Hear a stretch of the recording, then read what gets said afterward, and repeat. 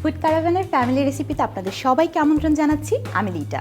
Family রেসিপিটা আজ আমরা তৈরি করব দুধ লাউ। চলুন দেখে নিই দুধ লাউ তৈরি করতে কী কী উপকরণ লাগছে। পানি, গাজর, লাউ, দুধ, দারচিনি, এলাচ, চিনি। চলুন আমরা মূল রান্নাটিতে চলে যাই।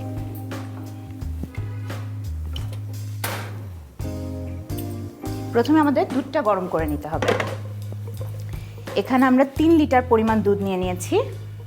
পুরো দুধটা আমি ঢেলে দিচ্ছি।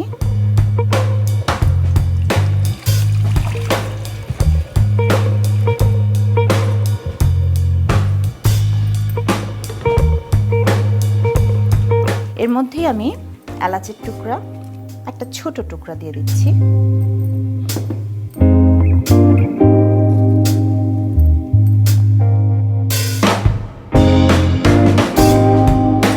দুধটা ফুটে উঠেছে, এবার আমরা লাউয়ের কুচিটা দিয়ে দেব। এখানে 1 কাপ পরিমাণ লাউ কুচি আছে, গ্রেটার দিয়ে আমি গ্রেট করে নিয়েছি।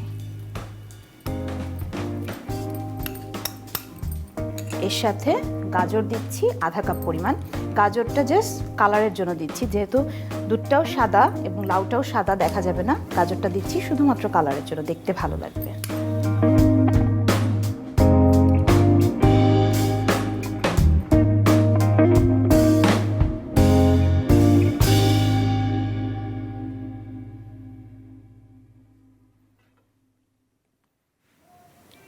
এবার আমার সবজিগুলো যখন সেদ্ধ হয়ে যাবে তারপর আমি চিনিটা দিয়ে দেব। এই রেসিপিটা কিন্তু বাচ্চাদের জন্য খুব ভালো, কারণ গাজর হলো স্কিনের জন্য খুব ভালো, সেই সাথে এটার ভেতরে ভিটামিন এ আছে, আর সাথে হলো লাউটা হলো পেট ঠান্ডা রাখে। দুধটা বাচ্চাদের জন্য ভালো, এবং দুধটা যখন আমি ঘন করে দিচ্ছি তারা খেতেও খুব মজা পাবে এবং খেয়ে নেবে। বাচ্চারা সাধারণত দুধ খেতে চায় না, তাই এইটা কিন্তু বাচ্চাদের জন্য খুব ভালো একটা আদর্শ খাবার।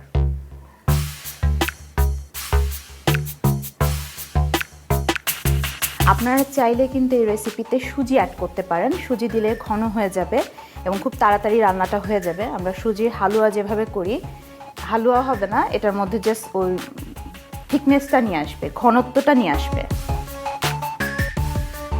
আমার সবজিগুলো সেদ্ধ হয়ে গেছে, এবার আমি চিনি দিয়ে দিচ্ছি। চিনিটা পরিমাণ মতো দিতে হবে। এখানে যেহেতু আমি 3 লিটার, আমি এখানে 1 কাপ পরিমাণ চিনি আমার লাগবে। তারপর আমি অল্প একটু দিয়ে টেস্ট করে তারপর বাকিটা দেব,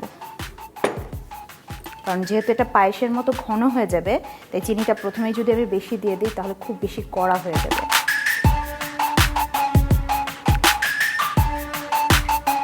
আমরা চাইলে কিন্তু এর মধ্যে বাদাম দিতে পারি। বাদামটা দিলে আরও বেশি রিচ হয়ে যায়, এই জন্য আমি দেইনি। যেহেতু পুরোপুরি আমি ভেজিটেবল বেস করছি, আপনারা চাইলে কিন্তু এর মধ্যে বাদাম দিয়ে দিতে পারেন। আমরা এখানে 3 লিটার দুধ নিয়ে নিয়েছিলাম। এটাকে আমরা এখন জাল দিয়ে কমিয়ে 1 লিটার করে নেব। সে পর্যন্ত আমরা ওয়েট করছি।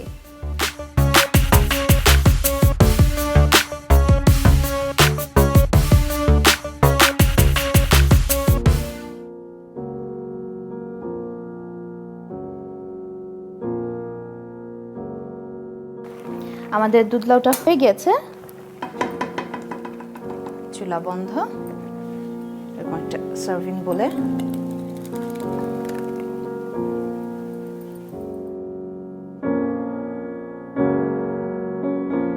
রোজ 2-3টা করে বাদাম খাওয়া কিন্তু খুব ভালো, কারণ বাদামটা আমাদের স্মৃতিশক্তি বৃদ্ধি করে, কাজু বাদামটা স্পেশালি।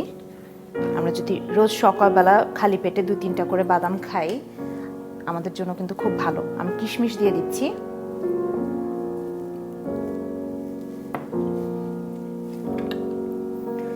দর্শক, তৈরি হয়ে গেল দুধ লাউ। আপনাদের সুবিধার জন্য পুরো প্রস্তুত প্রণালীটি আমরা আরও একবার বলে দিচ্ছি। প্রথমে প্যানে 4 লিটার পরিমাণ দুধ দিয়ে তার সাথে দারুচিনি ও এলাচ দিয়ে, সাথে 1 কাপ পরিমাণ লাউ কুচি ও গাজর কুচি দিয়ে ভালোভাবে দুধটা মিশিয়ে নিতে হবে। এরপর পরিমাণ মতো চিনি দিয়ে ভালোভাবে মিশিয়ে নিয়ে ঘন না হওয়া পর্যন্ত ফুটিয়ে নিতে হবে। ব্যাস, হয়ে গেল দুধ লাউ।